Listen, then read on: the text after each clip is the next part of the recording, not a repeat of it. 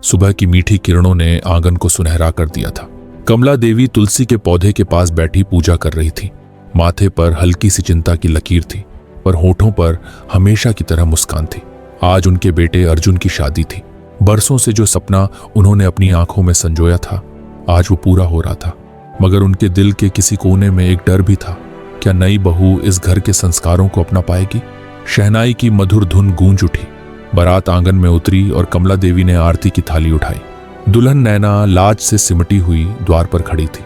कमला ने धीमे से कहा, स्वागत है बेटी। नैना ने सिर झुकाकर चरण स्पर्श किया। नमस्ते माँ जी। शादी के बाद के कुछ दिन घर में रौनक रही। हंसी, ठहाकों और नए सपनों से घर गूंज उठा था। कमला ने नैना को दिल से अपनाने की कोशिश की, पर परंपराओं की गहरी जड़ें हर बार कुछ न कुछ अपेक्षा ले आती। रसोई का पहला दिन था। नैना ने नए जमाने के तरीके से कम तेल का खाना बनाया। कमला ने चुपचाप थाली में एक कौर लिया, फिर बिना कुछ कहे खाना छोड़ दिया। माँ जी, कुछ कमी रह गई क्या? नैना ने झिझकते हुए पूछा।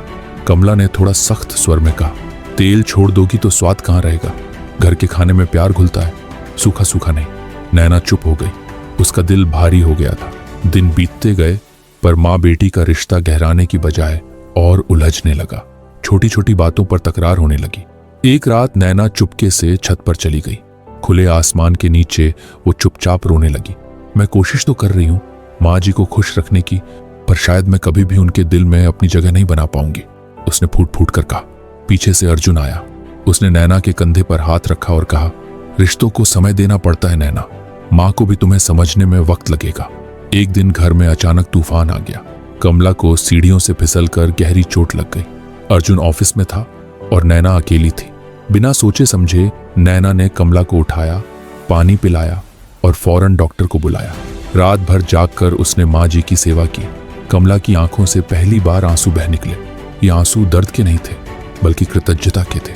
चोट से उबरने के बाद कमला ने पहली बार नैना का हाथ थामा और कहा, बेटी, तू तो सच में मेरे दिल का हिस्सा है। माफ कर देना, मैं तुझे समझने में देर कर बैठी। नैना की आंखें भर आईं। उसने माँ जी के हाथ थाम ली।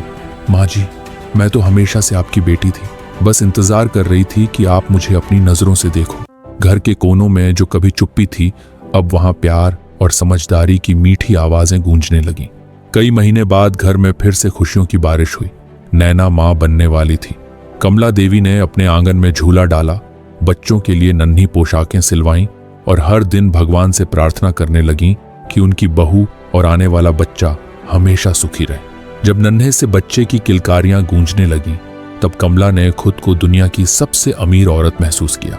अर्जुन ने माँ और नैना को एक साथ देख मुस्कुराते हुए कहा, अब तो हमारा घर पूरा हो गया। कमला ने भगवान के सामने सिर झुकाया और धीरे से कहा, रिश्ते खून से नहीं, दिल से बनते हैं।